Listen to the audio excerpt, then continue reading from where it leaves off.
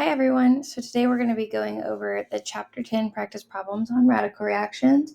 First, I want to show you how radical reaction works, and I also want you to know a lot of times students do very well in this chapter. It just seems to click for them, so hopefully you'll have that same experience. So with radical reactions, there's 3 steps. Initiation, so that gets the reaction started. Propagation, so that keeps the reaction going. And termination. That finishes the reaction. So initiation has to form a radical. So either light, which is often put as H nu. So energy from light, sometimes heat, and a peroxide or something like that could do it, will begin the reaction. So light, heat, or peroxides will begin this reaction. And the initiation step involves what's known as a heterolytic cleavage. So you'll notice instead of my arrows having, homolytic.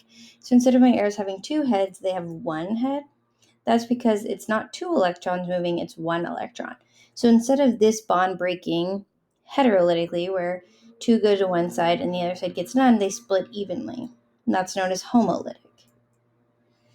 So you create 2 radicals. Radicals are crazy, they're really unstable. They want to react with anything they can.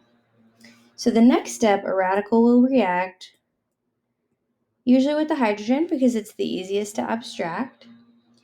And it will form a bond. So I'm kind of drawing this into space. A bond will form between this HCl and this Cl, leaving behind a radical on your CH3. So this bond splits in half. 1 radical stays behind. Your HCl have formed a new bond. So that's why this is called propagation, because the radical is making more of itself. And then a termination step would be if this radical finds another radical, like this chlorine left behind from the top that didn't do anything.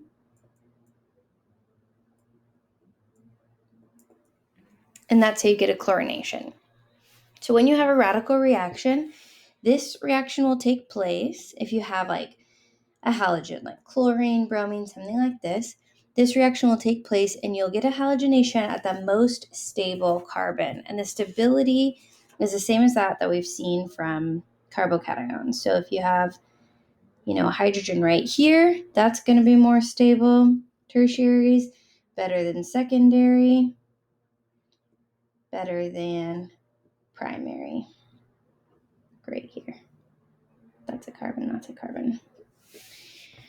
So you want to look out for something like that in this situation. If you have a molecule that looks like this and it gets exposed to bromine and light, heat, or peroxide,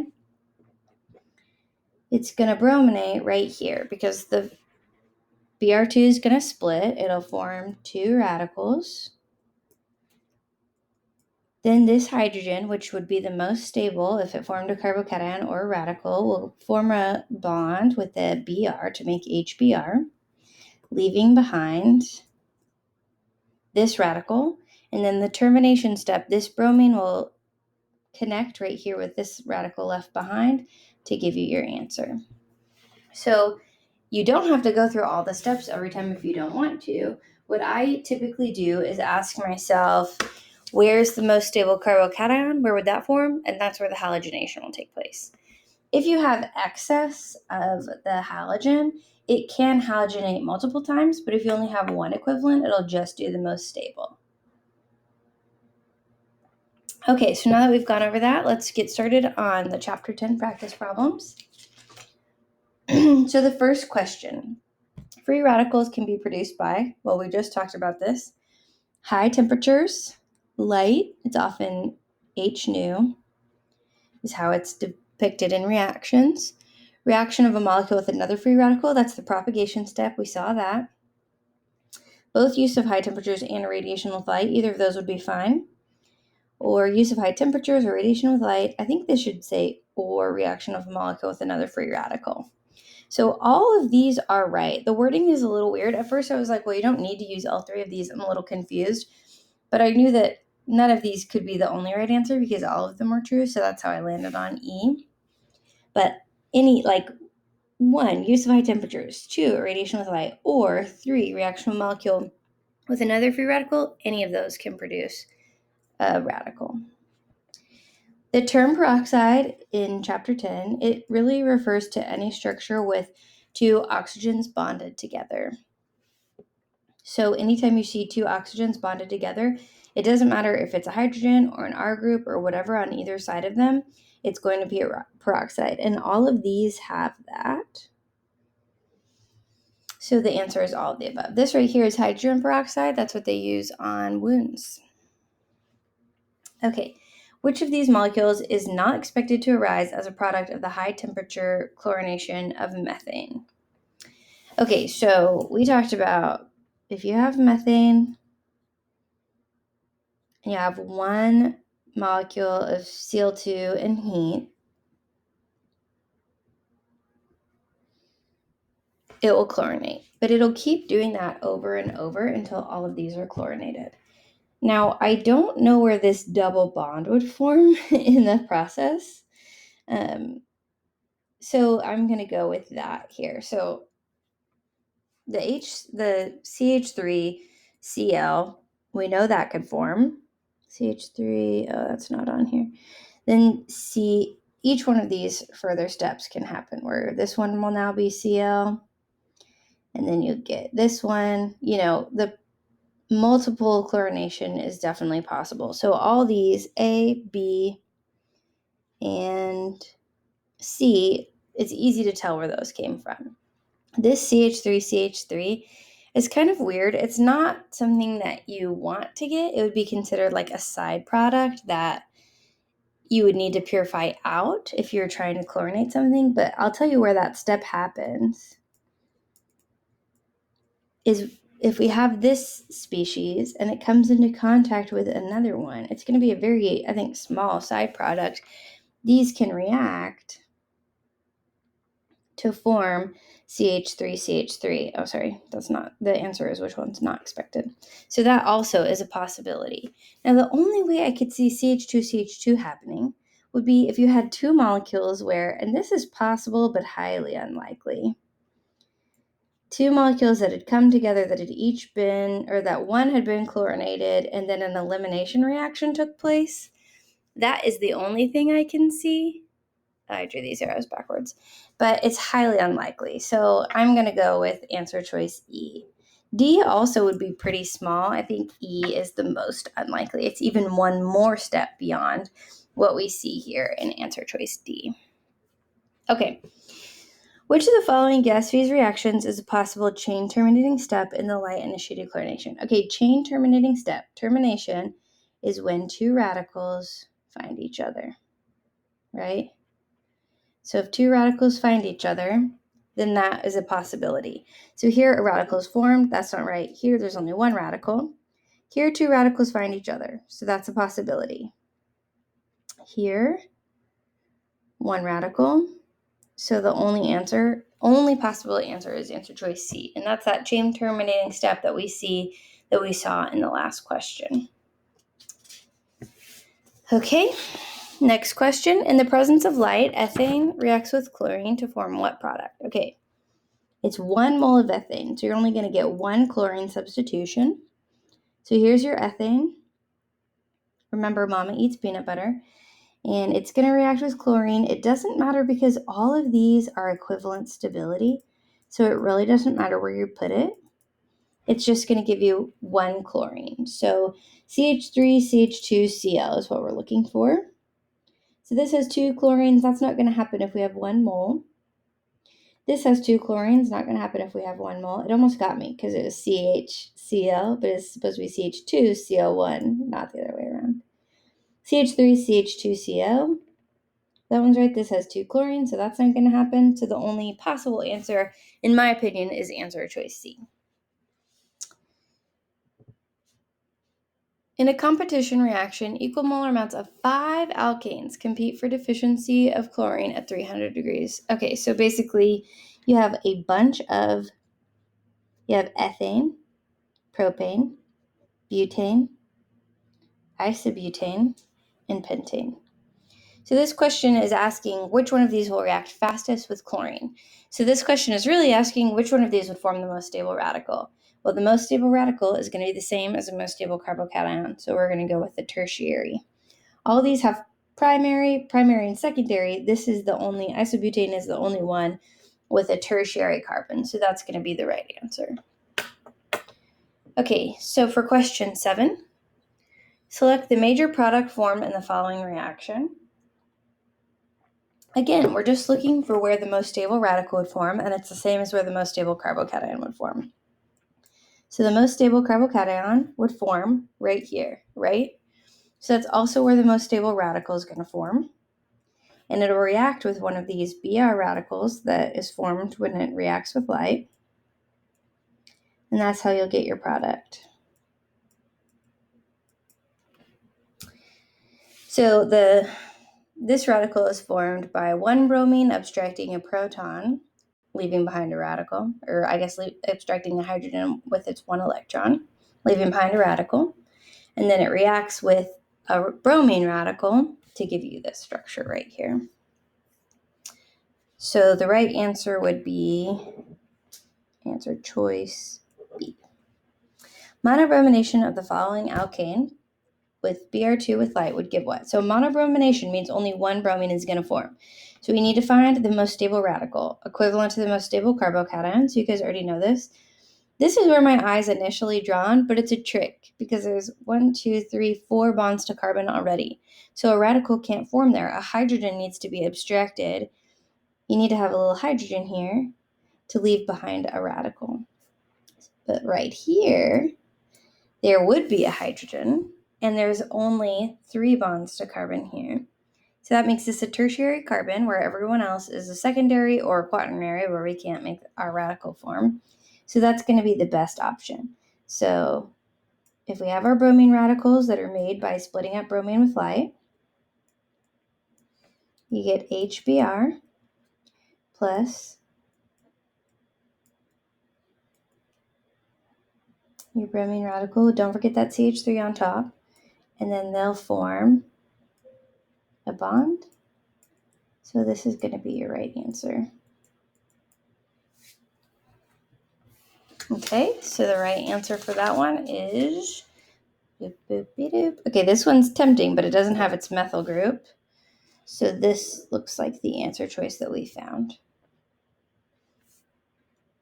I'm surprised they didn't make one with 5 bonds to carbon where they also have the methyl here, because that, I think, would have gotten me. Okay, which hydrogen would be abstracted first when monobrominating with Br2 and light? So this is asking which hydrogen is going to react with a bromine radical to leave behind a radical. So basically the same question we've been asking, but it's asking which one would happen first. So it's hard for me to see with all these little hydrogen things here, so I'm actually just going to draw out the molecule without it. Okay, I think that's right. 1 carbon, 2 carbon, 3 carbon, 4 carbons. And these are both carbons. Okay, so this is easier for me to see than this. So, and they didn't draw all the hydrogens on these because they're all equivalent, because these 3 are all bonded to the same carbon. So basically it's asking which one of these is going to form the most stable radical. Well, this is quaternary, so it won't be able to form there. There's already 4 bonds to carbon. The next best thing, I guess the best thing, would then be a tertiary.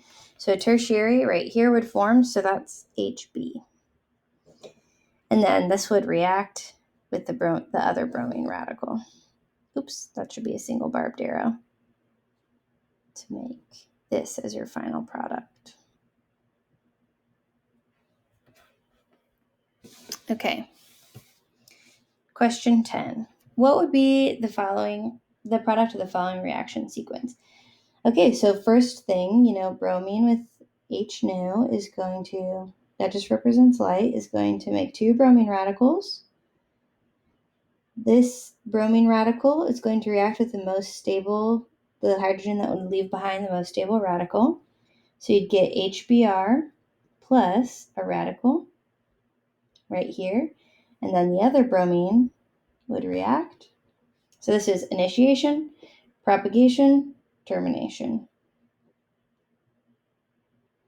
So that's the result of the first one. I almost just stopped right there, but there's no bromines here, so that can't be right. That would have been tricksy if they had just stopped over the first one. The next is a weak nucleophile and heat. So if you're ever not sure what the next reaction would be, ask yourself, is there an acid-base reaction here? No, there's not really a good base present. So that's not chapter 3. So then the next reactions we learned was chapter 5 and 6, right? So that's SN2, SN1, E1, E2. Well, this has to be an E2 because there's a good leaving group, there's a weak nucleophile, and heat. This has to be an E1 because of that. Sorry, not an E2. It has to be an elimination of some kind because you've got this nucleophile here and heat. So you know heat makes it go towards elimination. It's a weak nucleophile, so it's going to be an E1. So a carbocation is formed as the first step of an E1 reaction, followed by this OCH2CH3 attacking, the lone pairs there attacking. So you get O, and then you have an H here. So it's positively charged. That H will get deprotonated probably by this bromine or some water or something else that's there and present. And you'll end up with, oh wait, I just did a substitution reaction. Ignore that. This is an E1 reaction. Their first step is the same, so I just went crazy. So what I get for going off without my notes and just working the problems. Okay, so this is going to take a proton. Its options are to take a proton from here or over on this side. It's going to take the one that forms the most stable product because this is pretty narrow. It's not a big terbietoxy, so that's going to be the site-Ceph product like we talked about in chapter 7, I believe. So it'll form a bond right here to fill in that lone pair. Or fill in that carbocation with the lone pair, so you'll end up getting this structure. So the right answer should be answer choice E. If this was a big bulky product, this would be the right answer. So the right answer should be answer choice E. Yep, there we go. Okay, the next question doesn't have heat, so that's where I lost it. The first step is the same. You get your radical forming right here as a result of reacting with the, Br radicals in the initiation step that are formed. This will happen, leaving behind the radical. The other bromine radical will react and give you this structure. And then you've got your CH3CH2OH. So again, this is not an acid-base reaction. So all you have as an option is SN1, SN2, E1, or E2. Well, it's a weak nucleophile and there's no heat. So it's going to be SN1. So this is where what I drew in the last time comes into play. So now this will come and attack, and you will get this structure. It's positively charged. It'll get deprotonated somehow, probably by the water or other alcohols in solution, whatever. It doesn't matter. It's in acidic conditions already because an HBr was formed in the first step. And you'll end up with this structure. So that would be, it looks a little different than what I've drawn, but I think it's answer choice C. CH2CH3, CH3, CH3 in the structure again. So the right answer is answer C. Sorry for the confusion on the last one. I said it was an E1 and then I went crazy and did an SN1. Okay, sometimes my hand gets ahead of my brain. So what would be the major product of the following reaction sequence? You've got initiation, propagation,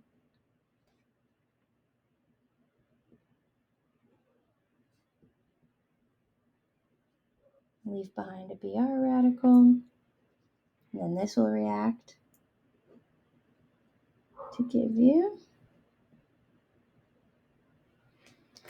Next step, we've got tert butoxide and heat. So this is a big, bulky nucleophile and heat. So an acid-base reaction is probably not going to happen because you don't have any kind of available proton.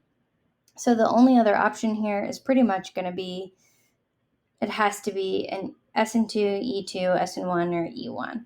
Well, it's a strong nucleophile, so it's going to go to the 2 side, and there's heat, so it's going to go to elimination. So And in this case, we have a big bulky base, so it's going to give you a Hofmann product instead of the Zaitsev product, which means the proton will be abstracted from the least hindered, which leaves behind the less stable double bond. So your base will come, tert-butoxide will come, take that proton, a double bond will be formed and kick out this bromine so that you don't have too many bonds to carbon, and this will be your final product.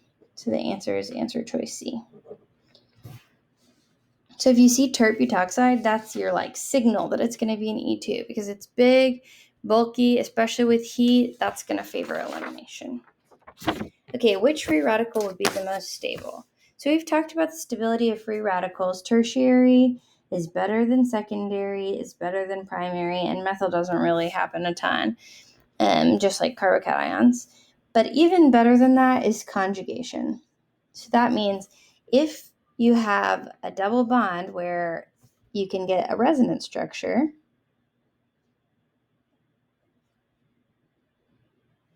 that is going to be happier because you can distribute this radical electron between two carbons instead of it being concentrated on one. This answer choice A is the only one that has that conjugation. If that one wasn't present, E would be the right answer. If E had conjugation, that would be the right answer, but conjugation trumps a tertiary bond.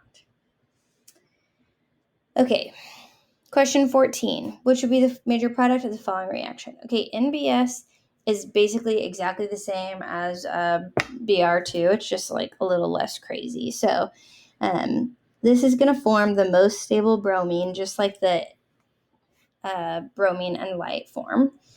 And I put the bromine right here instead of on the tertiary, and that's because of question 13, right? Like what we talked about there. So this is now in conjugation. It's in conjugation with a lot of double bonds. So this is going to be much more stable than just this tertiary over here. So question 13 kind of set you up for the where the bromine is going to go in question 14. So that is going to be the result of the first reaction. I'm not going to go through the mechanism because we've done it a lot. Then the next one, you have a strong nucleophile and heat. It's probably not going to be an acid-base reaction because there's not any available protons really. So what's going to happen is an E2 reaction. You've got a strong nucleophile, that makes it go to the 2 side, and you've got some heat. So now what's going to be the most stable double bond that forms? Well, we want to extend our conjugation, and we want a more substituted double bond. So right here is going to be the most stable double bond that forms. So this is going to come, take the proton, the double bond will form, and the bromine will leave, and you'll end up with a structure that looks like this. Now, if it was right here, if we formed a bond right here, one, that's not possible because there's already 1, 2, 3, 4 bonds to this carbon. But 2, it wouldn't be in conjugation. It would be right next to it. So that's not what we want. We want something in conjugation, so alternating double bonds. So that's why we'll get the double bond to form right here, and that's answer choice B. You can eliminate answer choice C just by knowing that there's now 1, 2, 3, 4, 5 bonds to this carbon. And if you know that you get the more substituted double bond from an elimination reaction that has a narrow base, then you can eliminate one. So B is our right answer. Which would be the major product of the following reaction? Okay. HBr with peroxide. So that's a different reaction than we've seen. What HBr with peroxides does is basically add HBr across the double bond anti-Markovnikov. So this goes back to chapter 7 or 8. Honestly, I can't remember which one was which. Goes back to chapter 7. So the peroxide will first form a radical.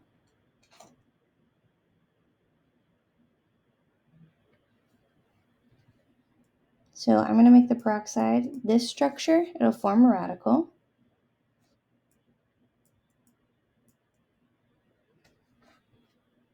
And then that will react with your HBr because that H is readily available.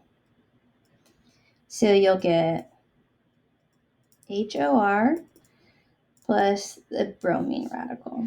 So now the bromine radical is going to come and react over here. But it wants to form the most stable radical, right? So just like in in Markovnikov, it's adding to make the most stable carbocation. The most stable radical would be formed right here, which means the bromine, just one arrow, will go to the other side so that the more stable radical can be right here and the bromine will be here. So before, it was different because hydrogen added first and the most stable carbocation was left behind and the bromine reacted with that. That's what happens with the just HBr and no peroxides. When peroxides are involved, it switches it around. The bromine adds first, and then this radical will get an H from somewhere, either from this or from the HBr. Any H that has a potential to form a radical will come and react. And you'll end up with this structure. So that's answer choice A. Now, I went through the whole reaction for you guys just so you could see what happens. For this, I think it helps to know why it works that way rather than just memorizing, because you can kind of work yourself through the problem. But if it's easier for you to remember, HBr in the presence of peroxides will just add anti-Markovnikov. You can do that as well. Okay, what would be the major product of the following reactions? Okay, so it's going to add anti-Markovnikov, which means the most stable radical here, bromine adds here.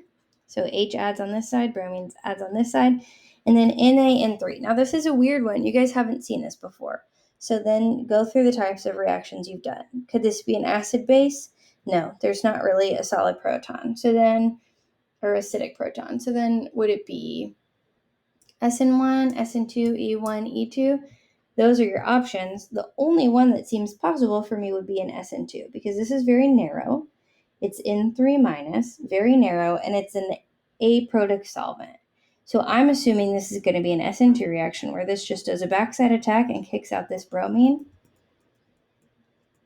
And there we go.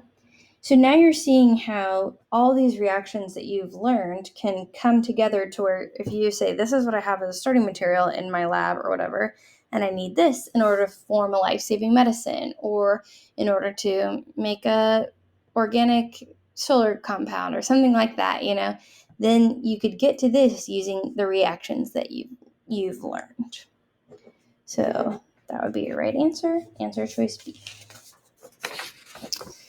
17. Okay, so first we start with what looks like an elimination reaction, E2. This is big, bulky, and it's strong, and there's heat. So elimination. So your base would come and steal a proton, and because it's bulky, it's going to do the Hofmann product. So I'm assuming it's going to steal to make the less stable, but less sterically hindered structure.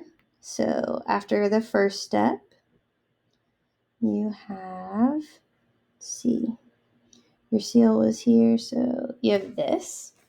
And then you're adding HBr in the presence of peroxides, which means it's going to add anti-Markovnikov. So every time I do this, I have to think through. The most stable radical would go here. So then the bromine must be adding here, and then the hydrogen add right there. So that would be answer choice A.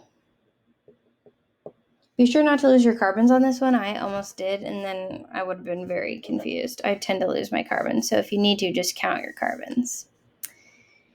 Okay, carbocations are not intermediates in which of the following reactions? Well, you already know that radical reactions don't have carbocations, and HBr in the presence of peroxide is going to form radicals.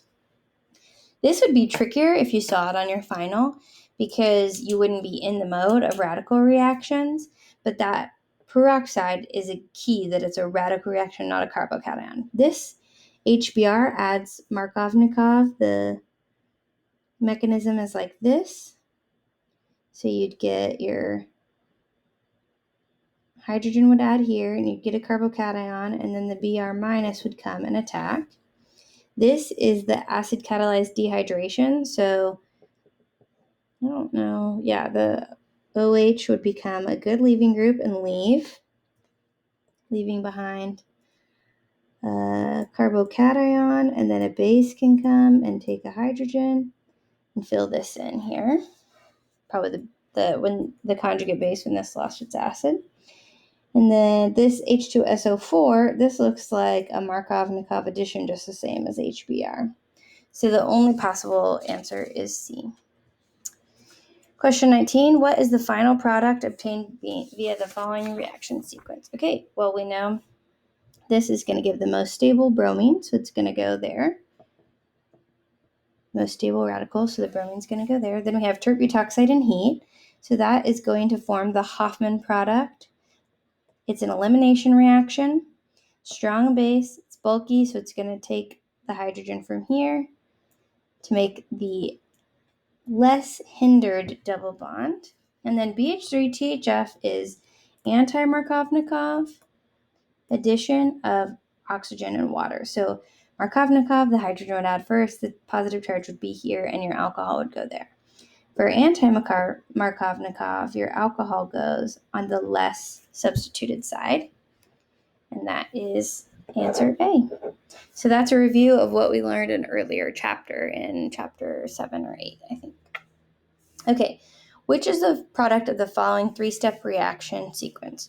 So H2 and palladium on carbon, that is hydrogenation, and it basically just deletes double bonds. Anytime you see H2 on a metal, it's going to get rid of your double or triple bonds. If it's Lindlar's catalyst, if there's quinoline, P2, something like that, it's poisoned. So if it has a triple bond, it'll stop at a double bond. But if it's just metal, it's going to stop, or it's going to go all the way to a single bond.